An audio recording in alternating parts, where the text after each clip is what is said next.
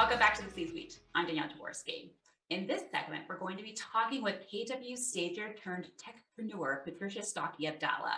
She's going to be talking to us about really how she's redefined the tech world and what it means to be a female founder in the tech industry. Welcome, Patricia, to the show. Thank you so much for having me. I'm really excited to be here today.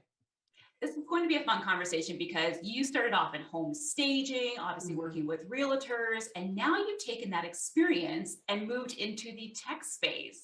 Can you share a little bit more about that? Yeah, so I started in home staging when my first son was born, and I loved it. I love every aspect of it. I liked real estate. My husband's a real estate agent, so it kind of just fit seamlessly together. As I was going along that journey, I kind of felt like something was missing from the industry, and I wasn't able to find what I was looking for.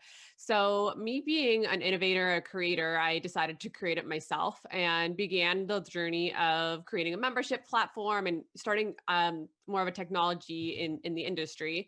And eventually evolved into creating an app over the last 2.5 years. And I haven't looked back since. So it's been an amazing tech journey, an amazing journey in this space.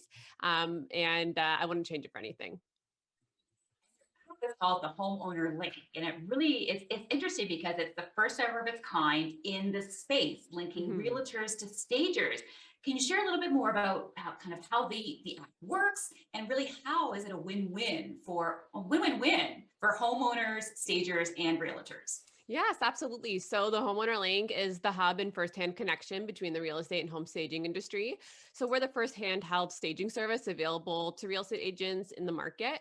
So basically the way it works is that our real estate agents who use the platform can go into their listings and they can request staging services right in their app through uploading photos and videos, and through a bidding platform, they get access to the top stagers that meet their criteria. So it's a win-win-win for everyone. Stagers get extra income, they get extra exposure. Real estate agents have the access to using the technology in their presentations. And it's an amazing product all around, and something that the market has been missing and has now come out. So What were some of your biggest learnings as you were shifting from really being a staging expert and now becoming a techpreneur? I mean, I think the biggest learning was really just showing up and knowing that there's possibility out there. Becoming from a staging background in entrepreneurship into where I am today, there was a lot of push that I had to have for myself, learning about who I am, learning about what success looks like, and learning that it's possible regardless of what other people may have put on you or what society says that you're responsible for. So a big part of this journey is that I was designing and creating this app while I was a mom. I'm stay-at-home mom. I have 3 kids. I had a newborn, and I pulled the plug and started creating this app during the pandemic, and I was homeschooling kids. So there's this whole other component of it at the same time. And that was the biggest learning, is that when you put your mind to something, you can accomplish anything. And I wouldn't change that for anything. And it sounds like you've had lots of learnings over this journey of what is the one thing that you've learned the most that you're most proud of? I think the one thing that I've learned the most is that it's just amazing to become someone, and how you can adapt to becoming that person. That is the biggest thing that I've learned, is when you put that goal out for yourself, that you can achieve it. Like, you can do anything that you put your mind to, and you can find the resources. If you have a goal, you can find the hows, you can Google it, you can find new relationships, you can find people to help support you in that. And that's the biggest thing, is when you have a goal, don't let limitations stop you. Just find the people to help you reach it. And that's the biggest thing I learned, is that there's people out there who want to help you grow into where you're supposed to be and help you achieve your goals. You've just got to be open to receiving them.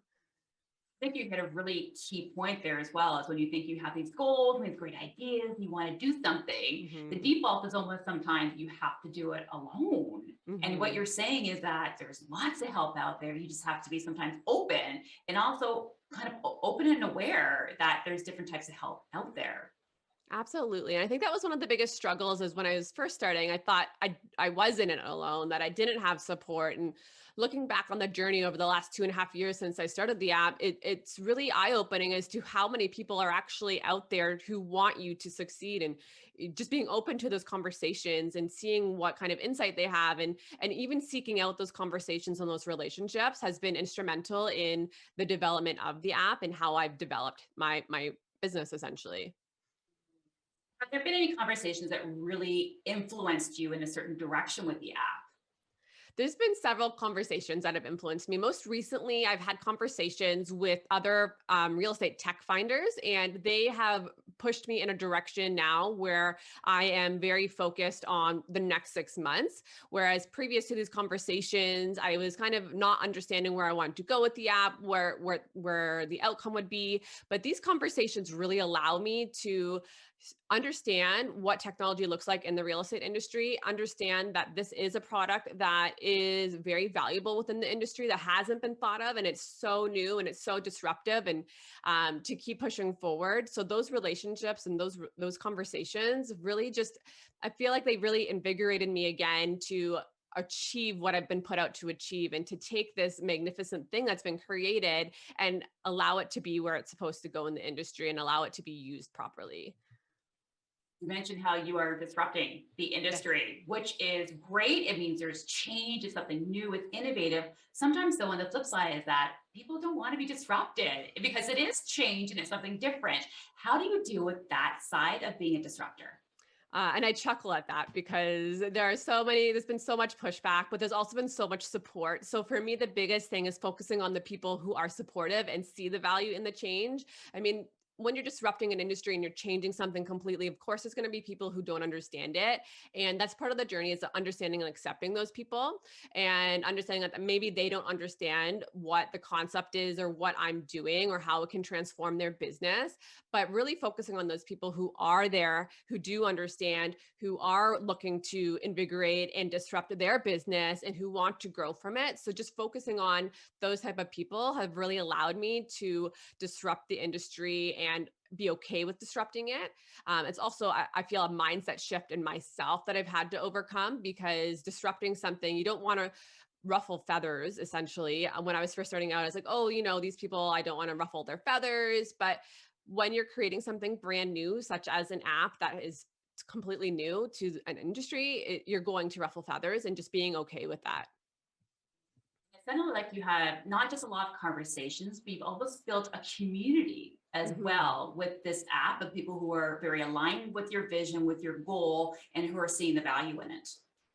Absolutely. And I mean, I wouldn't be where I am today having completed this app without that community that I've built. The biggest thing is when I set out on this, I felt like I said before, I felt like I was alone, but realizing that you can handpick your community who is there to support you has really just been one of the biggest blessings in this business. So I've been able to form relationships and meet so many new wonderful, interesting people, and see what they've been doing, and even having those friendships, even if they've almost all been virtually.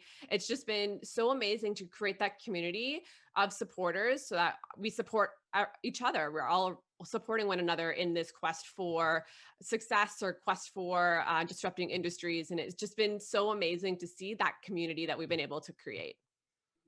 Well, congratulations, Patricia, on Thank you. disrupting, on being a market leader in what you're doing, and really creating, and filling a gap in the space between stagers and realtors. So thank you so much for being here today. Thank you so much for having me. I really enjoyed this conversation.